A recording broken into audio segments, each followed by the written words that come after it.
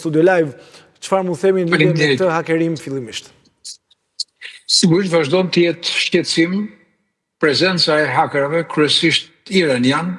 se prej 2022-shit vazhdojnë të sulmojnë her pas here faqe të ndryshme të institucioneve, siç ka ndodhur dhe me parlamentin apo rastet të ndërhyrjes në dhënat sensitive të qytetarëve shqiptarë, të cilët kanë publikuar në atë periudhë. Sigurisht që institucionet shqiptare, duke e vlerësuar dhe duke mbas një analize të bërë nga Microsoft, si rezultoi që lidhja e këtyre hakerëve ishte shteti iranian, atëherë ne kemi pasur disa veprime të qeverisë shqiptare, si nga dëbimi, prishja e marrëdhënieve me Iranin dhe krijimi i një strukture e cila u quhet Njësia e Sigurisë Kibernetike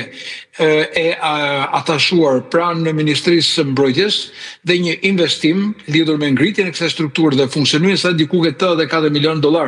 gjë që pretendojmë që ky sistem dhe këto sisteme të jenë më shumë të mbrojtura dhe të kemi mbrojtje kryesisht të dhëna sensitive. Por pikërisht në këto momente kur udhëheqësi i Iranit ka deklaruar që sulmet do të jenë në gjithë atyre që janë armiqtë e tij, dhe të gjithë ato që do të përfshihen, duke kërcënuar edhe bazat amerikane aty ku ato janë, dhe pretendimet që mund të kishim dhe mund të kemi sulme, meqense lufta nuk është vetëm komerciale, është konvencionale, por është dhe një luftë hibride, ku shoqërohet dhe do të shoqërohet dhe me sulme kibernetike. Dhe një nga të tillë është dhe sulmi ndaj Bashkisë Tiranës, ku sipas tyre pretendohet që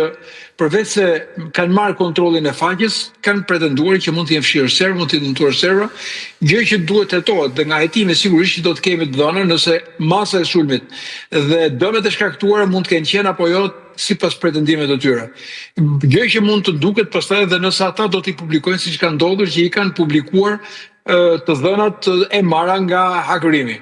Por unë nuk shoh shqetësim hakerimin, sepse lufta midis hakerëve dhe mbrojtjes do të jetë një luftë e përhershme. Unë shoh shqetësim mesazhet që japin dhe çfarë ata kanë për mbajtjen e tyre. Dhe kjo na shqetëson dhe kjo tregon që shteti shqiptar, në veçanti duke filluar që nga presidenti i Republikës, duhet mbledhë dhe Këshilli i Sigurisë, jo vetëm për këtë rast, po i nxitur dhe nga ky rast, por shkak të kërcënimeve që Irani ka bërë, ku harta përfshin edhe Shqipërinë dhe Kosovën tek armiqt apo tek shenjestrat e tyre ndaj këtyre vendeve sipas tij që bashkëpunojnë dhe janë anëtare bashkëvepruese me Aleancën Perëndimore. Dhe kjo gjë mendoj duhet të vlerësohet, sepse nëse i paraprin me një sulm kibernetik, mund të kemi dhe sulme të tjera. Nuk pretendoj dhe nuk mendoj dhe nuk analizoj që rreziku mund të jetë nga një ndërhyrje ushtarake apo goditja nëpërmjet raketave që i ka për shkak të distancës dhe për shkak të territorit, që nuk është e thjeshtë të kalosh 3 territorit kontrolluara nga forcat NATO-s, siç është Greqia, Bullgaria